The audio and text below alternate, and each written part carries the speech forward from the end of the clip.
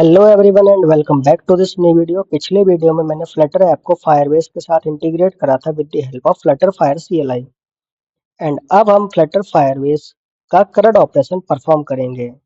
आगे बढ़ने से पहले मैं आपको ये डॉक्यूमेंटेशन दिखाना चाहता हूँ। इसमें बहुत ही अच्छे से एक्सप्लेन किया गया है कि कलेक्शन और डॉक्यूमेंट क्या होता है। हम कह सकते हैं कि collection is a group of documents, means collection contain a list of documents. For example यहाँ पे कलेक्शन है यूजर्स एंड इसके अंदर डॉक्यूमेंट है, डॉक्यूमेंट 1, डॉक्यूमेंट 2। इस इमेज में भी आप अच्छे से देख सकते हैं। तो चलिए चलते हैं अपने फायरबेस कंसोल पे।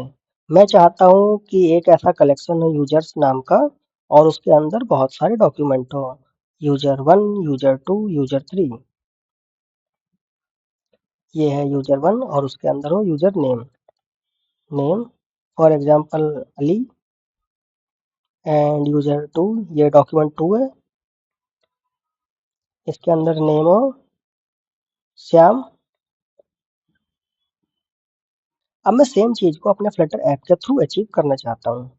तो चलिए अब चलते हैं अपने फ्लटर ऐप पे। सबसे पहले हमें pubspec.ml फाइल में जाके फायरबेस कोर और क्लाउड फायरस्टोर डिपेंडेंसीज को ऐड करना है। उसके बाद हम करेंगे pubget, फिर हम जाएंगे main.dart फाइल में एंड लिखेंगे widget flutter binding dot insure initialize। उसके बाद हम लिखेंगे await firebase dot initialize app। Firebase में एरर आ रही है तो हम इस लाइब्रेरी को इंपोर्ट कर लेंगे, firebase डॉट initialize app। क्योंकि ये await फंक्शन है इसलिए हमें देना होगा async।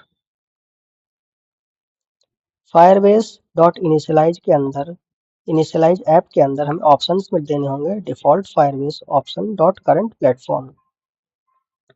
आप सोच रहे होंगे default Firebase options dot current platform कहाँ से आया। लास्ट वीडियो में जब हमने फ्लटर एंड फायरबेस को इंटीग्रेट करा था with the help of Flutter fire CLI, तो ये फाइल्स ऑटोमेटिकली जनरेट हुई थी। ये मेथड उधर से ही आया है। उसके बाद हम आएंगे अपने होम स्क्रीन पे। यहाँ पे मैंने बेसिक सा टेम्पलेट ऐप बना रखा है जिसमें टाइटल है फ्लटर फायरबेस एंड एक बटन है क्रिएट यूजर। यहाँ पे मैं फंक्शन लिखूंगा यूजर क्रिएट करने के लिए। सबसे पहले फंक्शन का रिटर्न टाइप जो होगा फ्यूचर वॉइड। उसके बाद फंक्शन का नेम क्रिएट यूजर, आप कुछ भी नेम दे सकते हैं, क्रिएट यूजर, रजिस्टर यूजर। उसके बाद await Firebase Firestore dot collections, Firebase Firestore dot instance dot collection. Collection का नेम दे देंगे यूजर्स डॉट डॉक। यहाँ पे हमारे डॉक्यूमेंट की आईडी होगी, for example document 001 dot set. Data create करने के लिए हम यूज करेंगे सेट मेथड का एंड अपडेट करने के लिए हम यूज करेंगे अपडेट मेथड का। क्योंकि अभी मुझे क्रिएट करना है इसलिए मैं यूज करूंगा सेट। इसमें डेटा आएगा मैप के फॉर्म में, मतलब की वैल्यू की पेयर। इसका नाम दे देंगे नेम एंड वैल्यू में दे देंगे राघव एंड सेव करेंगे। अब इस फंक्शन को हम बटन पे कॉल कर लेंगे क्रिएट यूजर एंड चलिए चलते हैं अपने फायरबेस कंसोल पे। मैंने बटन दबाया, क्या यूजर क्रिएट हुआ? हाँ बिल्कुल, यूजर क्रिएट हो गया। अब मैं चाहता हूँ कि यूजर खुद इनपुट करे। यहाँ पे एक टेक्स्ट फॉर्म फील्ड हो जिसमें यूजर टेक्स्ट टाइप करे और वो फायरबेस फायरस्टोर डेटाबेस में सेव हो जाए। तो मुझे उसके लिए चाहिए होगा टेक्स्ट फॉर्म फील्ड। नीचे साइज बॉक्स दे देते हैं थोड़ा गैप के लिए, हाइट 40 एंड एक कंट्रोलर बना लेते हैं text editing controller. Final name controller is equal to text editing controller and ये कंट्रोलर टेक्स्ट फॉर्म फील्ड को असाइन कर देते हैं कंट्रोलर नेम कंट्रोलर एंड इसमें हम वैल्यू देंगे name controller dot text dot trim. चलिए एक बार चेक कर लेते हैं। इसमें मैं वैल्यू लिखूंगा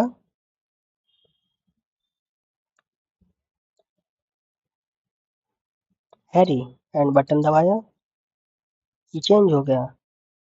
चलिए एक और डॉक्यूमेंट क्रिएट करके देखते हैं। इस बार मैं डॉक्यूमेंट की आईडी रखूंगा 002 एंड इसे नेम दे दूंगा हैरी की जगह पे Ayush.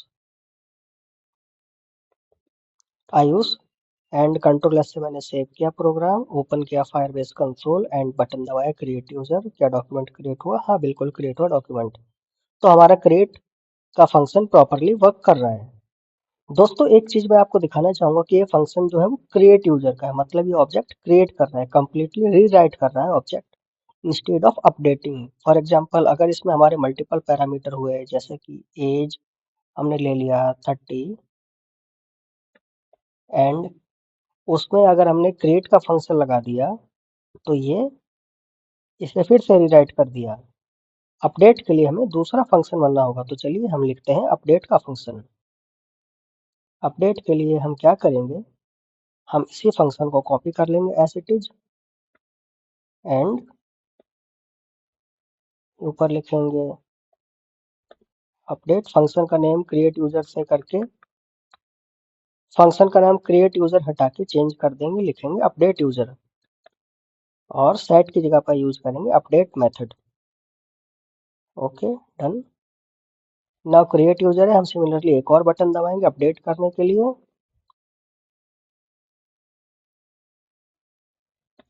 Control C control we, यहाँ पे अपडेट और इसमें कॉल कर लेंगे update user function.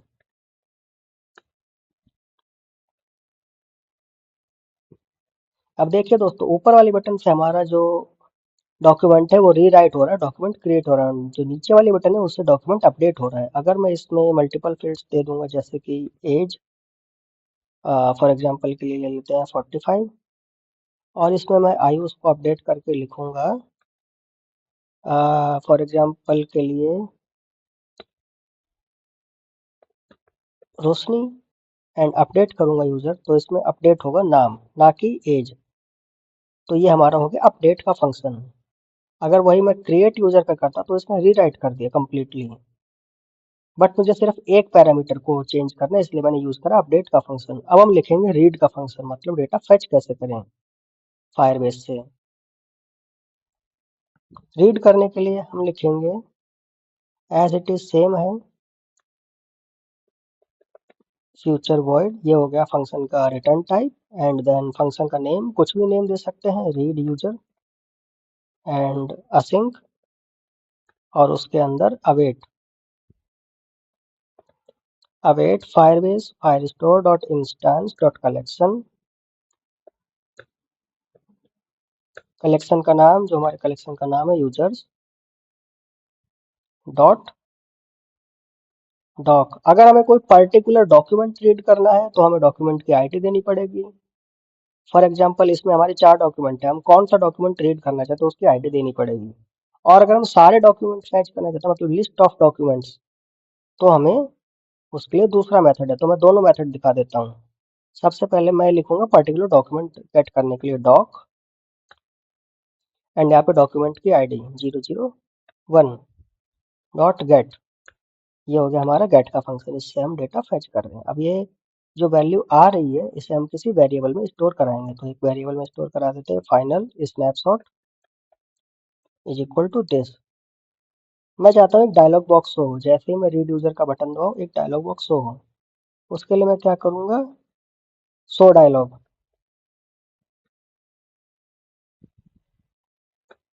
And context में कॉन्टेक्स्ट और बिल्डर के अंदर हम लेंगे,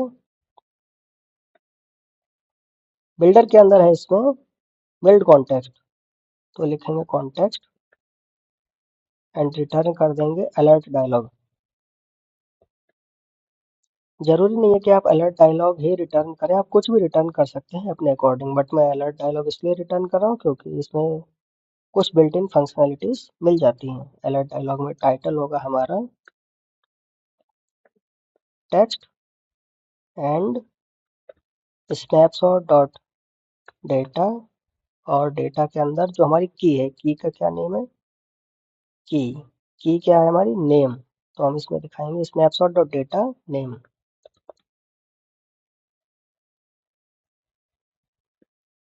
एंड फिर यूआई में आते हैं, एक बटन बना लेते हैं रीड यूजर का। कॉपी किया एंड इसे किया हमने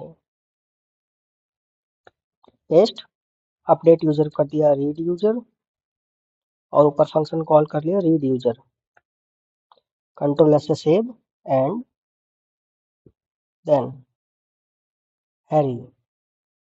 आप डॉक्यूमेंट आईडी चेंज करके भी देख सकते हैं।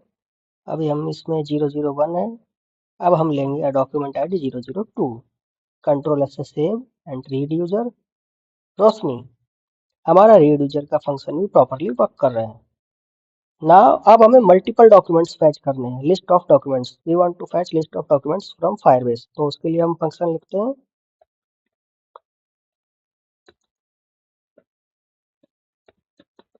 Read multiple users.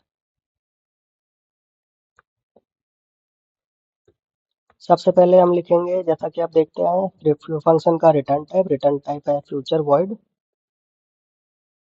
उसके बाद फंक्शन का name read list of users या गेट लिस्ट ऑफ यूजर्स, कुछ भी फंक्शन नेम आप दे सकते हैं। उसके बाद असिंक, क्योंकि हम इसमें यूज करेंगे अवेट। फिर ये जो वैल्यू आएगी किसी वेरिएबल में स्टोर करानी है, तो snapshot is equal to await Firebase Firestore dot instance dot collection, same Firebase Firestore dot instance dot collection, collection का नेम यूजर्स डॉट स्नैपशॉट्स। या तो हम कैसे कर सकते हैं स्नैपशॉट या फिर डॉट गेट। डॉट स्नैपशॉट करेंगे तो हमें मिलेगी स्ट्रीम और डॉट गेट करेंगे तो हमें मिलेगा फ्यूचर। ये देखिए फ्यूचर मिला है, और अगर हम डॉट स्नैपशॉट करते तो हमें मिलता है स्ट्रीम।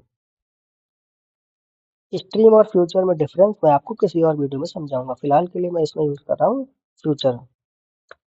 देन अब इसमें मैं कंडीशन भी लगा सकता हूँ, अगर लिस्ट एम्प्टी है तो क्या करें, लिस्ट नल है तो क्या करें, अगर एरर आई है तो क्या करें, अगर डेटा है तो क्या करें। बट मैं कंडीशन अभी के लिए नहीं लगाऊं क्योंकि मैं चाहता हूँ कोड को सिंपल रखना।